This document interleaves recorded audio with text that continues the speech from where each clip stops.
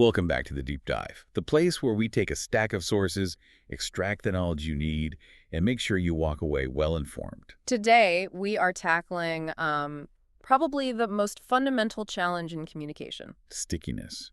Why do some ideas just seem to have this magical quality? Yeah. They travel with the effortless speed of wildfire. Right. While others, and these are often the most truthful, the most important ones, they die stillborn. It's a really perplexing phenomenon, you know. Let's start with a classic. Think about the tale of two ideas. Okay. On one hand, you have the absurd, completely baseless urban legend of the Kidney Heist. I'm sure you know the one. Oh, yeah. The businessman who goes out for a drink wakes up in a hotel bathtub full of ice. Exactly that one. Wakes up disoriented. There's a crude note telling him to call 911 because he's, missing an organ. Right. A kidney. It's so specific. It's incredibly specific. And that story, with all its implausible details, these phantom organ thieves, this chilly, sensational setting, it circulates globally with zero budget, zero authoritative support. It just sticks in your mind instantly. Okay, so that's idea number one. Now contrast that with an essential piece of, let's say, factual information. A manager spends weeks crafting a new, vital corporate strategy. Mm-hmm. She presents it with these detailed graphs and a perfect rationale. Everyone in the room nods, they take the handout, and the very next morning, they cheerfully go right back to the old way of doing things. It just evaporates. Or, consider a biology professor trying to explain mitosis. The fundamental process of cell division. Super important. It's crucial to understanding life itself. Yet a week after the lecture, if you ask the students, only a tiny handful can accurately describe what they learned. The necessary, truthful idea just vanishes, while the ridiculous, baseless idea adheres like glue. So our mission today is to figure out why. We're doing a deep dive into the nurture side of ideas. How do you design and communicate any idea, even if it's not inherently sensational, so that it gets understood, remembered, and, this is the most important part, has a lasting impact? It has to actually change opinions or behavior. Exactly. And if there's a primary obstacle, a sort of villain blocking our path, it's this pervasive and pretty much invisible foe we call the curse of knowledge. Okay, let's dive that. It's a psychological barrier where once you know something really well, you find it literally impossible to imagine what it's like for someone who doesn't know it. It's a blind spot. A huge blind spot. It turns experts into really poor communicators. When you're struck by the curse of knowledge, you start speaking in what we call expertise. It's all jargon, abstraction, and nuance that's necessary for you, but it's completely opaque to your listener. So what's the antidote? Well, fortunately, it isn't more information. It's a powerful framework, a kind of checklist that was developed by researchers who studied these naturally sticky ideas. If you want your messages to stick, they have to possess elements of successes. SUCCES. That's it. Simple, unexpected, concrete, credible, emotional, and finally, stories. So today we're going to break down each of those 6 principles. We'll use surprising examples that prove that stickiness isn't some kind of magic. It's a craft that really anyone can learn and apply. Absolutely. It's a system. All right, let's jump straight into the first principle then. Simple. And I think we need to debunk the biggest misconception right away. Please. Simplicity is not dumbing down. It's not about using fewer syllables or, just making sound bites. It's a ruthless act of intellectual prioritization. That's a great way to put it. Ruthless. You're stripping away everything until you arrive at the absolute singular core of the message. It's like necessary violence. You're removing all the merely important facts so that the most important idea can stand completely alone. There's a great quote from the French aviator and author Antoine de Saint-Exupéry that just captures this perfectly. He said, "A designer achieves perfection, not when there is nothing left to add, but when there is nothing left to take away." I love that. Nothing left to take away. And you see that same sentiment, that sort of radical stripping away, illustrated so vividly in a military context. You're talking about commander's intent. Exactly. Any military planning process, especially in the U.S. Army, is staggeringly detailed. I mean, it specifies unit movements, logistics, supply chains, everything down to the minute. It's hundreds of pages long. But everyone in the military knows that old maxim: no plan survives contact with the enemy. The minute the first shot is fired, the plan is irrelevant. Right. When chaos erupts, when enemy fire forces you to deviate immediately, that meticulous 300-page plan just collapses. And if a lieutenant or a squad leader only knows the micro steps, well, they're lost. So that's why commander's intent is mandatory. It's the single high-level goal. the ultimate objective that guides decision-making when the detailed plan inevitably fails. It's the North Star. So if the plan says, take Hill 405 by going left, but the left flank is on fire, you can't just freeze. The commander's intent might be, secure the bridge before nightfall. So the lieutenant knows, okay, I can't go left, but I still have to secure that bridge. What's another way? It gives them the flexibility to adapt. If you have, say, 5 important priorities for your business, but your commander's intent isn't singular, if it's not something as clear as we must secure the bridge before nightfall, your team is going to default to comfort or inertia when ambiguity hits. The military forces simplicity because they know lives and success hinge on that clarity under duress. And that necessity of radical, immediate prioritization is echoed in, of all places, the very structure of journalism. The inverted pyramid. The famous inverted pyramid. It's a structure that's built for pure efficiency, right? It recognizes the limited attention span of the reader. Totally. You put the most important information, they call it the lead, which summarizes the crucial who, what, when, where, and why, right at the very top. This design maximizes the information readers get, even if they only read that first paragraph. It also serves the editor, who can easily just cut the least important, most detailed paragraphs from the bottom if space is tight. It's a brilliant design. But here is where the curse of knowledge creeps in again. Even journalists who are literally trained to find the lead, they fall prey to this cardinal sin of burying the lead. Why does that happen? Well, it usually happens when they become so steeped in the complexity, the nuance, and all the different dimensions of a story that they forget what the audience, the outsider, finds truly important or surprising. It's a professional blind spot. They get so focused on listing all the variables that they completely miss the central magnetic takeaway. Exactly. And there's this famous anecdote involving Nora Ephron, the screenwriter and director, that illustrates this perfectly from her days as a journalism student. Oh, I think I know this one. So her class was given all the complex details of an important meeting. It involved Governor Pat Brown and Margaret Mead, and they were tasked with writing the lead. And the students, I imagine, focused on the dignitaries and the abstract topic. Yeah. They probably wrote these complex, lengthy leads detailing who spoke and where the event took place. You got it. Their teacher collected all the submissions. He scans them really quickly, maybe takes 30 seconds, before delivering the truth. He said, and this stuck with Ephron for 30 years, the lead to the story is, there will be no school next Thursday. Wow. That simple, immediate, and high-stakes consequence instantly shattered the students' defective mental model of journalism. It wasn't about the abstract power players at all. Not at all. It was about the tangible, immediate effect on the audience. It was breathtaking because it forced them to see the core purpose is figuring out the point that matters most to your listener. We see this same painful process of simplification in politics, too. I mean, it's a constant battle. During Bill Clinton's 1992 presidential campaign, the candidate, being a policy wonk. A legendary policy wonk. He tended to pontificate on, well, virtually every issue. And this created a scattered, non-sticky message. So James Carville, his key strategist, had to enforce radical message triage. Yeah, he had 3 core phrases written on a whiteboard in the campaign headquarters, just serving as a constant reminder to the staff. One of them, the famous one, was, "It's the economy, stupid."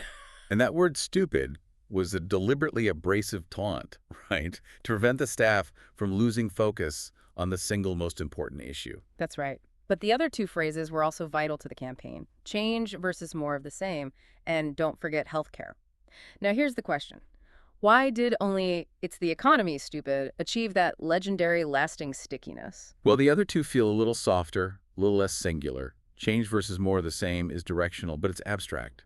What kind of change? Right. And don't forget, healthcare is it's a policy reminder. It's not a core rallying cry that you can chant. Carville learned that even if you have 3 critical talking points, by trying to include them all, you end up communicating none of them effectively. It's the painful process of message triage. He had that great line, if you say 3 things, you don't say anything. The sheer density of information just overwhelms memory. It does. And that brings us to the second layer of simple, which is compactness. Your message has to be compact because our memory bandwidth is severely limited. For experts, this often feels like dumbing down because they want to share all the nuance they've worked so hard to acquire. But the secret to conveying complexity through compactness is relying on schemas. The pre-existing knowledge structure in your audience's mind. If you try to explain a completely unknown concept from scratch just using raw data, it fails almost every time. Okay, give us an example. Think about describing a pomelo, a citrus fruit that a lot of people haven't encountered. If I launch into an abstract, detailed description, a spherical citrus fruit with a soft, thick rind, blah, blah, blah, high in vitamin C, it's not compact, and it's certainly not memorable. My eyes are already glazing over. Exactly. But if I describe a pomelo as grapefruit-like, I instantly invoke an existing schema in your mind. Right. I immediately bring in everything I know about grapefruits. The taste, the texture, the size, the smell. Exactly. 6 months later, you might only remember citrus fruit from the abstract description, but you will absolutely remember the comparison to grapefruit. It's profound simplicity, and it's enabled by outsourcing all the details to the audience's established mental models. Hollywood relies on this constantly to greenlight multi-million-dollar productions. They demand these high-concept pitches. Which are essentially one-sentence analogies. They derive their power entirely from schemas. So a movie like Speed being pitched as Die Hard on a bus. Or Alien as Jaws on a spaceship. These are textbook examples. Now, I can hear a sophisticated film critic pushing back right now saying, but doesn't calling Alien Jaws on a spaceship make it too simplistic? Doesn't that ignore the unique, valuable elements of the film, like the groundbreaking production design or the nuanced female protagonist? That's a fair question, because simplicity often feels reductive. But the critical utility of that simple analogy is that it's not designed to be a philosophical treatise.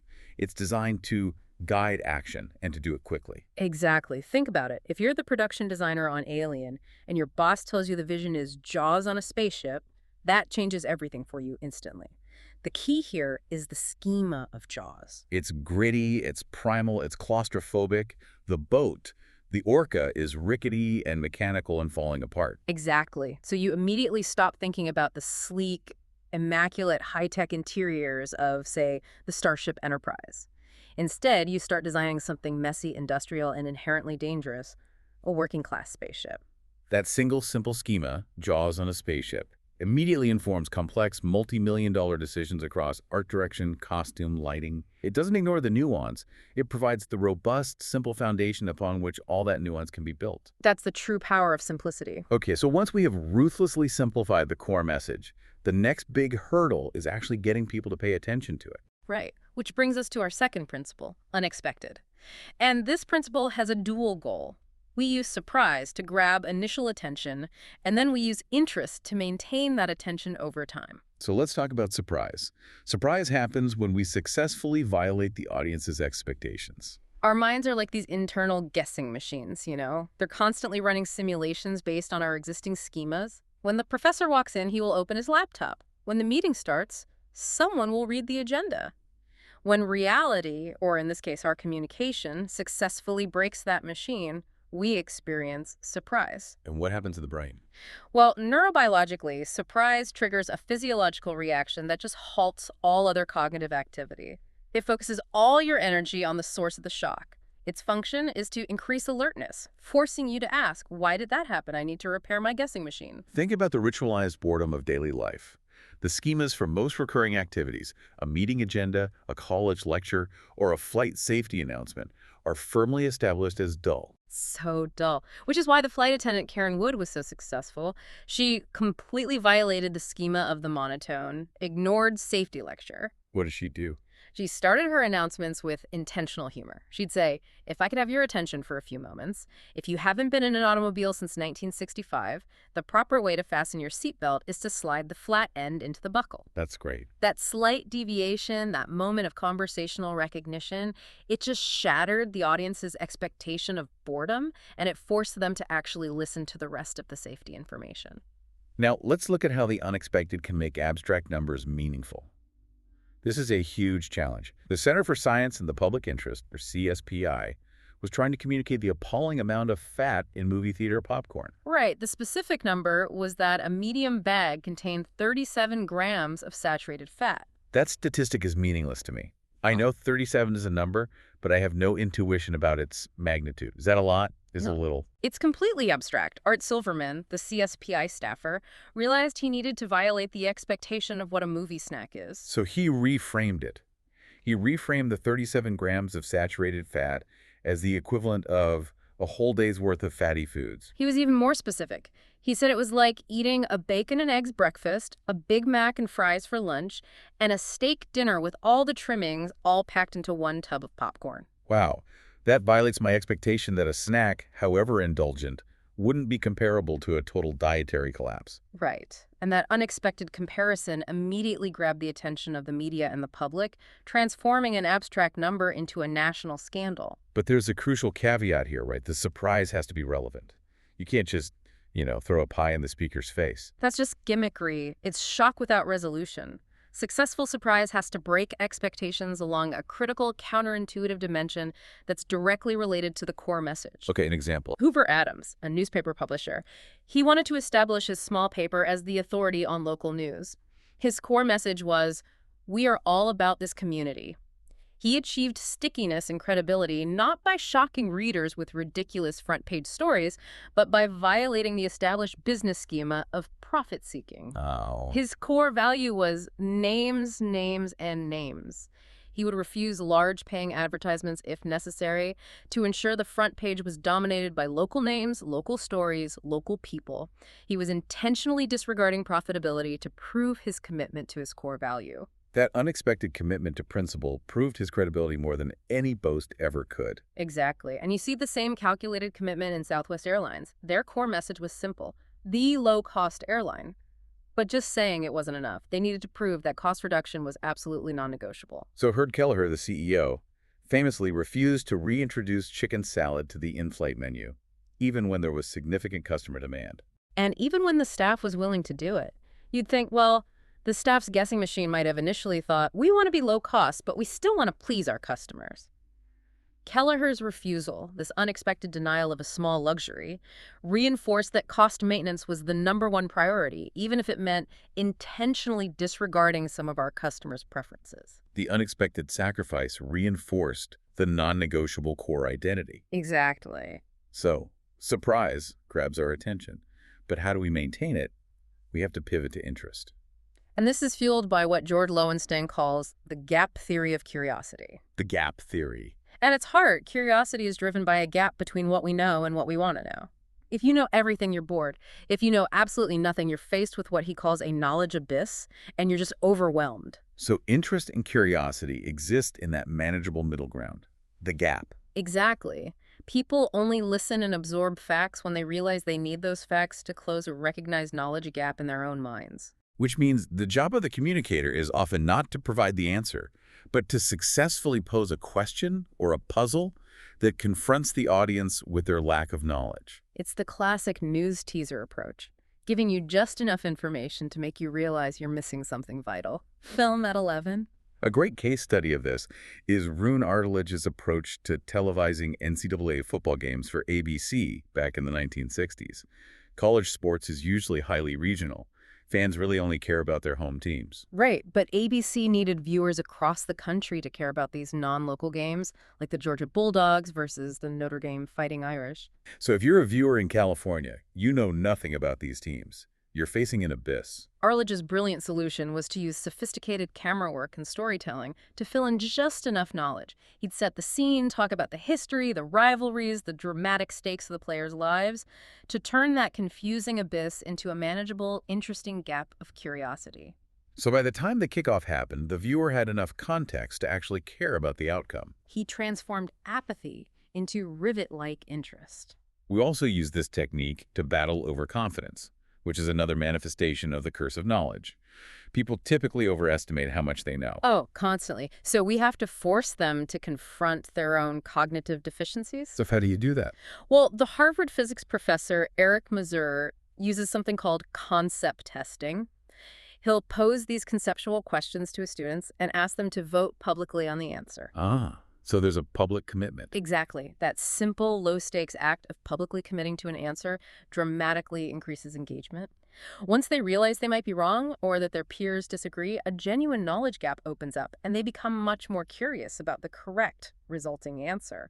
And studies confirm this. Researchers Lowry and Johnson found that discussions that are specifically designed to foster disagreement, even if the participants were initially overconfident, led to students being genuinely more interested in finding the right solution later on. You show them their assumptions are fragile, and you create the necessary thirst for knowledge. Okay, that makes sense. So we've got simple and unexpected. Now we move to the third principle, which is concreteness. Right. And if ideas are going to stick, they have to be tangible. They must be grasped by the senses. A V8 engine is concrete. You can see it, touch it, hear it roar. But high performance is abstract. And abstraction is often the intellectual luxury of the expert. It really is. Naturally, sticky ideas are full of concrete images. It's why the Kidney Heist survives. It sticks because of the ice-filled bathtub, the specific setting of the hotel room, the cold shock, and the crudely written note. If the man had woken up and discovered someone had absconded with his abstract sense of professional security, the story would have evaporated instantly. Completely. And think about the endurance of Aesop's fables, the profound abstract truth about self-justification, explaining away what you couldn't achieve. It travels across millennia because it's encoded in the concrete image of a fox and the sour grapes. The action is tangible, visual, and memorable. This is explained by what you call the Velcro theory of memory. Yeah, memory isn't a single monolithic filing cabinet. It's more like Velcro, with millions of tiny hooks and loops. Abstract ideas, they have maybe one or two hooks, a new credit card number, one hook if you're lucky. But concrete ideas, sensory details, analogies, emotional connections, they're covered with hooks. And the more hooks an idea has, the better it adheres to the loops in your brain, ensuring better recall. The Kidney Heist story has dozens of hooks. The visual of the ice cubes, the sensation of the cold, the shock of the missing organ, the specific location. That complexity, surprisingly, makes it simple to recall because the details intertwine and reinforce each other. So we can apply this power of tangibility in education, moving beyond the traditional rote learning that relies on abstract definitions. Absolutely.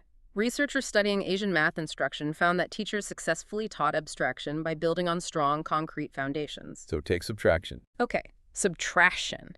Instead of simply defining the abstract operation, a Japanese teacher might physically place 5 rows of 10 tiles on a desk, so 50 total, and then physically remove 3 rows, 30 tiles. She then asked the students to observe the action. So they see it happening. They see it. It's a simple visual simulation that provides a concrete foundation. 30 physical objects being yanked away from 50, upon which the abstract mathematical concept of subtraction could be built. This is the difference between asking a student to compute 50 minus 30 versus asking them to build the conceptual knowledge of why subtraction works using tangible materials. It allows them to bridge the gap from the visible to the invisible. You got it. Concreteness is also absolutely vital for coordination within large organizations, especially when they're trying to align on abstract, future-facing concepts like technology or strategy. This is where the story of Hewlett-Packard and Disney comes in. Ah, the fictitious family, the Ferraris. Exactly. So HP wanted to pitch a partnership to Disney based on the abstract concept of e-services, network systems, automated bookings, integrated tech. Which means getting these diverse groups, software engineers, theme park executives, marketing teams, to understand how complex technology would affect real people. They were just speaking expertise at each other. So the consulting firm Stone Yamashita Partners solved this by designing a huge 6,000 square foot experiential exhibit. It housed a living, breathing simulation focused on this fictitious 3-generation family, the Ferraris, visiting Disney World and using HP technology. So as the executives and engineers walked through, they saw the technology in action. They watched Mrs. Ferrari book restaurant reservations automatically based on her family's location. They saw how HP's system ensured the family's photos from the rides were automatically downloaded to a digital frame in their hotel room. The abstract concept of integrated e-services suddenly became the tangible need of a single fictional family. Right. Engineers who were focused on database architecture suddenly had to coordinate with the people building physical sensors, all focused on making sure Mrs. Ferrari got her photo. This shared, concrete experience helped them align their abstract, complex research onto a tangible, inspiring human vision. There's one more brilliant example of this.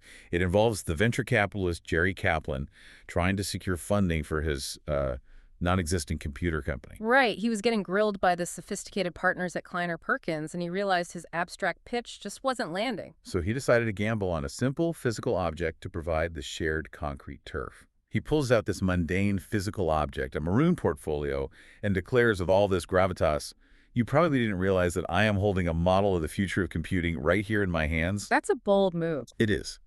But that simple, compact, concrete object instantly acted as a symbolic proxy for his entire abstract proposal.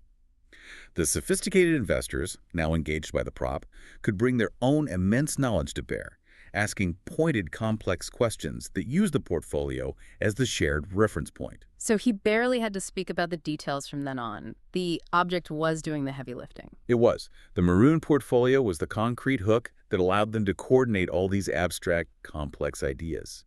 A few days later, he secured $4.5 million in funding for the company, largely on the strength of that simple, sticky prop. Amazing. Okay, so we've established that our ideas must be simple, unexpected, and concrete, but none of that matters if the audience doesn't believe them. Right. The fourth principle is credible. How do we establish trust when we lack traditional authority, or when raw statistics just fail to move the needle? We have to explore these alternate sources of credibility. Sometimes the traditional authority figure, the doctor in the white coat, the CEO on the stage, is less convincing than a testimonial from someone who has genuinely suffered. This is the power of the anti-authority. Let's define anti-authority. It's not just someone without authority, right? It's more like the credibility of the survivor. That's a great way to put it. We trust the person who's been there, done that, and suffered the consequences more than the person lecturing from a sanitized lab. A compelling example is Pam Laffin. She starred in these anti-smoking TV ads for the Massachusetts Department of Public Health in the mid-90s. She was just a 29-year-old mother who started smoking at 10 and developed severe emphysema by 24. She was the anti-celebrity. And those ads were utterly brutal. They showed Laffin slowly suffocating because of her failing lungs, enduring an invasive bronchoscopy procedure, and explicitly displaying these nasty surgical scars on her back. Her personal story, delivered by someone who had lived and was dying from the problem, had an immense impact. She died at age 31. Her suffering was her credential, and it moved the needle far more than any government-sponsored health expert ever could. Another fascinating anti-authority figure was Dr. Barry Marshall, the Australian researcher who, back in the 80s, claimed that ulcers were caused by H. pylori bacteria. Which defied decades of entrenched conventional wisdom that blamed stress and spicy food. Exactly. And his traditional data, his clinical trials, all his careful marshalling of facts, it failed to convince the skeptical medical community. They were too deeply ingrained in their existing schema. So Marshall realized he had to provide an undeniable, visceral form of proof. He had to model a testable credential for the audience. So what did he do? He literally swallowed a glass of H. pylori bacteria. And, predictably, he gave himself a severe ulcer. He then cured it with a course of antibiotics, proving both the cause and the cure in his own body. That's incredible. He essentially issued this implicit, audacious challenge to the world. You don't believe me. Try it yourself. If you drink this gunk, you'll get an ulcer, just like I did. That personal, dramatic sacrifice shattered the medical community's entrenched disbelief and eventually won him the Nobel Prize. Credibility also fundamentally hinges on how we contextualize statistics. Raw numbers are abstract and non-sticky. They are. Statistics only work when you place them in a context that allows human intuition to assess the information. This is the human scale principle. Okay, give us an example of that. Consider the anti-nuclear group Beyond War. They didn't want to just list abstract figures about the world's nuclear arsenal. They decided to use a concrete auditory demonstration to bring the abstract scale of destruction down to human comprehension. What did they do? A representative would drop one small BB into a metal bucket and he'd declare, "This is the Hiroshima bomb." Then he'd drop 10 BBs for the firepower contained in a single nuclear submarine. The noise was manageable. But then he'd ask the attendees to close their eyes and he would pour 5,000 BBs into the bucket one for every nuclear warhead in the world at the time. And the sound must have been a terrifying, prolonged, chaotic, metallic cascade. It created an immediate, visceral, auditory scale representation of the world's arsenal. It was not data, it was an experience.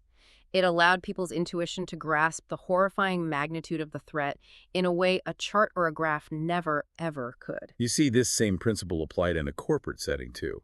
Cisco is facing skepticism about investing a large sum, $500 per year per employee, for a new wireless network. That number just sounded hefty when presented in a vacuum. Right, but a Cisco employee reframed the investment using the human scale principle. He broke down the $500 cost. He said, the investment pays back if it increases an employee's productivity by just 1 to 2 minutes a day. 1 to 2 minutes. That scale is instantly intuitive. Every employee can easily imagine scenarios where saving a few minutes of time, avoiding walking to a wired desk, faster file access, is possible. Exactly. That tiny human-scale metric made the entire $500 investment credible, sensible, and achievable. It allowed the audience to internally verify the claim for themselves. And this internal verification is the essence of testable credentials. You challenge the audience to try before they buy or verify the claim themselves. Wendy's did this brilliantly with their Where's the Beef campaign. Right, their claim was that their single hamburger had a larger patty than the competitor's Big Mac or Whopper. They didn't just tell you the weight in grams. They challenged customers to look. The claim was falsifiable. Just eyeballing the patty size was enough of an advantage that customers instantly verified the claim for themselves. And this self-verification is so powerful because it just bypasses all your skepticism. The campaign led to a 47% increase in the number of customers who believed the single was larger. You are much more likely to believe a claim that you have tested personally. You can even use testable credentials to expose profound cognitive biases, like asking an audience, which is more likely to kill you, a shark or a deer? That's highly unexpected. Our media-driven schemists tell us sharks are terrifying apex predators. But the counterintuitive answer, that the deer is 300 times more deadly via car collision, is instantly credible because it taps into your own experience. You know intuitively that you take risks driving daily, but you've likely never seen a shark outside of an aquarium. It forces the audience to test their fear against their own reality. Okay, so that brings us to the fifth principle, emotional.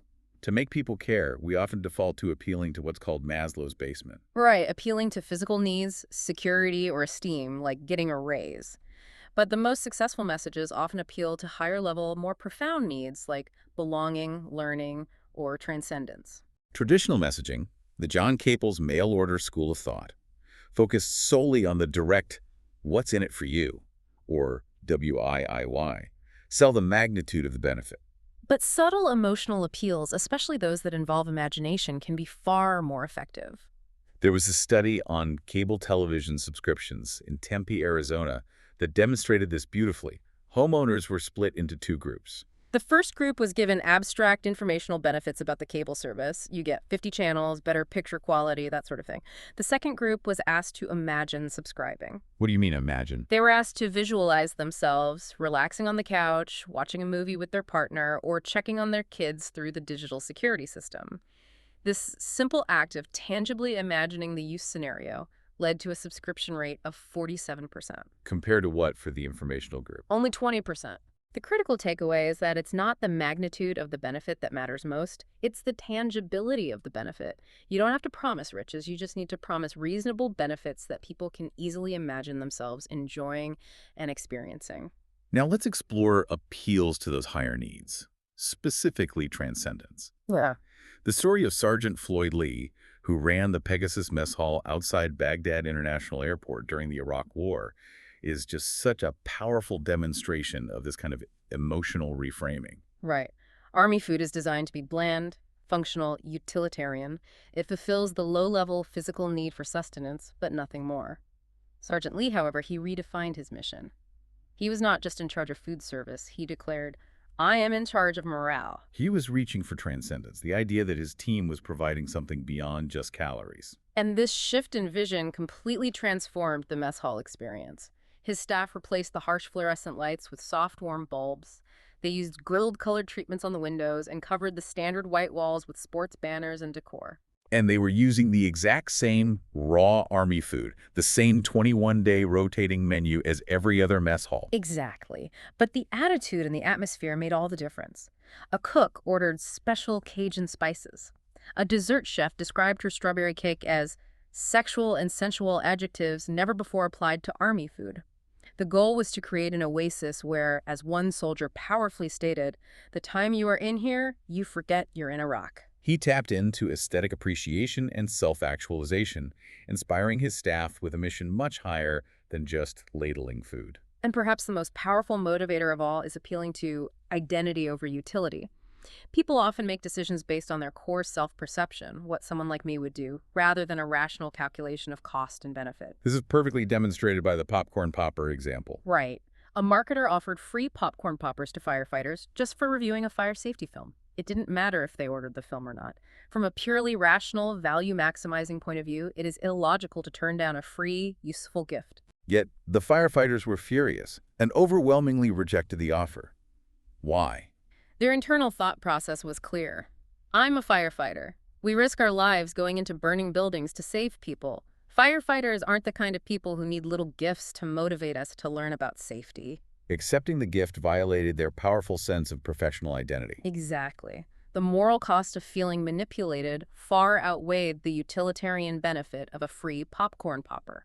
They were motivated by who they were, not by what they could gain. This identity appeal was masterfully harnessed in the legendary Don't Mess with Texas anti-litter campaign. Oh, a classic. So Texas faced this severe litter problem costing $25 million annually, and the target demographic for littering was consistently identified as these 18 to 35-year-old pickup driving males, affectionately dubbed Bubba. And the standard anti-litter campaigns based on guilt, showing a Native American shedding a tear over pollution or fear, were completely ineffective. They were preaching to the choir or relying on authority figures that Bubba would instinctively reject. So the new campaign ignored appeals to utility or guilt. Instead, it appealed directly to their core identity. Texans don't litter. They use Texas icons like George Foreman and Willie Nelson, reinforcing the schema of the ideal masculine Texan. It worked because it didn't tell people what not to do. It told them who they were. It turned littering into an anti-Texas act. It was an instant, overwhelming success. It dropped visible roadside litter by 29% within 1 year and 72% within 5 years. The power of that identity message was so strong that they abandoned a planned $1 million enforcement program. Identity trumped fear and greed combined. Finally, a powerful analogy can lift a seemingly useless subject out of Maslow's basement. High school students constantly ask their algebra teachers, when are we ever going to need to use the standard form equation? And experts often respond with these abstract definitions about manipulating symbols or preparing for college. But one high school algebra teacher, Dean Sherman, chose a brilliant emotional response. He defied expectations with surprise. He said, never, you will never use this. He grabs their attention. Then he delivered the generative analogy. Math is mental weight training. Ah, that's so good. It reframes algebra not as a utilitarian tool for solving future slope-of-a-line problems, but as a means to self-actualization. It appeals to the higher needs of learning and realizing one's potential, making the hard work of algebraic thinking emotionally worthwhile and sticky. Okay, so that brings us to the final principle. Stories. This is arguably the most powerful tool because stories provide two essential functions: simulation knowledge of how to act, and inspiration, the motivation to act. The simulation function is where the magic happens. Studies show that when we hear stories, our minds are not passive receivers. We mentally simulate the events, including spatial and temporal relationships. Right. When you hear a story about a protagonist walking through a house, your motor cortex is subtly activated as if you yourself are moving. This mental simulation is particularly useful for coping.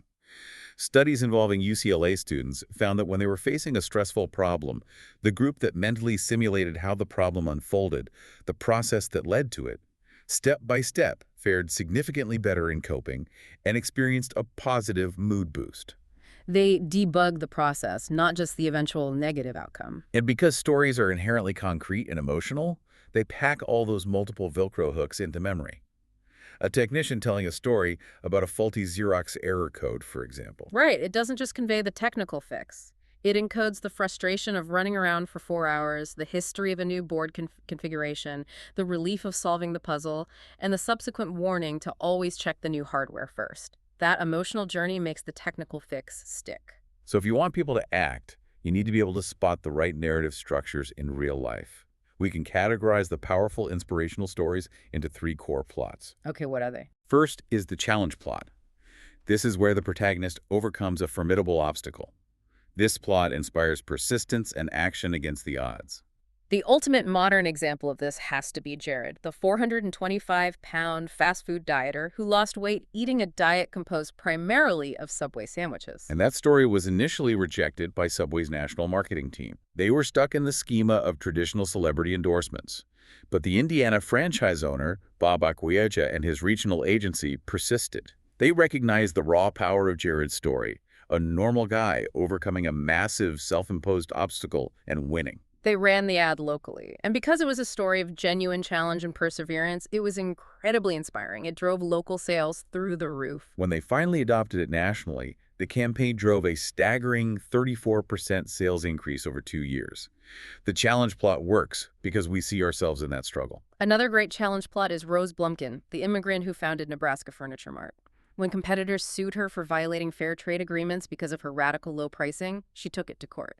She not only proved she could sell carpet profitably at a huge discount, but she leveraged the story's drama by selling $1,400 worth of carpet to the judge who had initially sued her.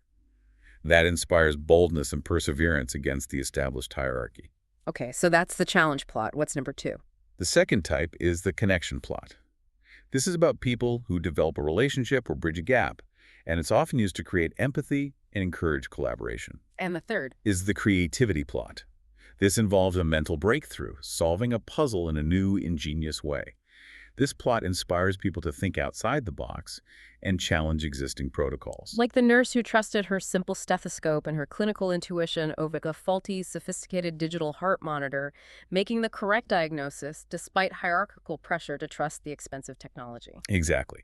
Now, finally, we have what are called springboard stories. These are miniature stories used strategically to quickly shift an organizational focus from abstract concepts to actionable priorities. Stephen Denning, working at the World Bank, faced the abstract and, let's be honest, dry challenge of prioritizing knowledge management, getting employees to share what they knew. He knew a dry PowerPoint presentation wouldn't work. So instead, he told the concrete story of a health worker in Zambia who urgently needed life-saving information, but was forced to search the public-facing CDC website, not the World Bank's internal proprietary system, to find it. That simple 2-minute anecdote was a springboard. It instantly convinced World Bank senior management to prioritize the abstract concept of knowledge management. The story didn't describe the solution. It dramatically highlighted the painful process that led to the problem. It made the concept of pooling knowledge tangible, critical, and immediately actionable. And this leads us to the humbling final truth about sticky ideas. Which is that the audience gets a vote. Yes. We craft our messages meticulously, but the audience may change or mutate them. We just have to accept this reality. Think back to James Carville. He put 3 core phrases on the board. He only really got, "It's the economy, stupid," across. He had to accept that the audience prioritized one message ruthlessly over the others. The test of success is whether the audience's retained, often a mutated version of the message is still core to your original goal. If the audience internalizes the message and acts on the intended goal, as they did with Carville's mantra, we have to humbly embrace their judgment. Because achieving the goal is what matters, not whether they mimicked your exact words. So we've covered the entire success checklist. Simple, unexpected, concrete, credible, emotional, and stories. And this framework is your active antidote to the curse of knowledge. When experts speak in expertise relying on jargon, abstraction, and complexity, they fail. But when they translate that expertise into the universal language of sticky, incorporating these 6 principles, their ideas are not only understood, but retained and acted upon. And the most inspiring part, I think, is that you don't need a multi-million-dollar ad budget or professional spin doctors to do this. The success stories we shared were often driven by normal people with normal jobs, applying these tools with real intention. Right. There was Art Silverman, the CSPI staffer, who stopped a nation from eating obscenely unhealthy movie popcorn by framing 37 grams of fat as a whole day's worth of fatty foods, transforming an abstract number into a national reality. There was Sergeant Floyd Lee, who took the most mundane, utilitarian, mission-feeding soldiers in a war zone and elevated it into an emotional oasis of morale and transcendence. And there was Bob Acquieja, the humble Subway franchise owner, who spotted Jared's challenge plot and persisted, even when corporate marketing rejected it, ultimately launching one of the most successful advertising campaigns in the brand's history. These people did amazing things by choosing connection over complexity. They spoke in the language of stickiness. Which leaves us with this final provocative thought for you to consider. The ancient Greeks had no problem with abstraction. I mean, they produced philosophical giants like Plato and Aristotle. Yet the great stories passed down through word of mouth, enduring for millennia like the Iliad, are filled with concrete actions, sensory details, and vivid emotional moments. While the philosophical abstractions, over time, they either evaporated or were confined to scholarly texts. So the question for you is this. What essential truth about your own ideas, the ones that matter most for your audience, are you allowing to evaporate every time you choose the safety of abstraction over the sticky power of concreteness? That's something to apply to your very next pitch, your next presentation, or your next meeting. That's it for this deep dive. We hope your ideas stick. We'll see you next time.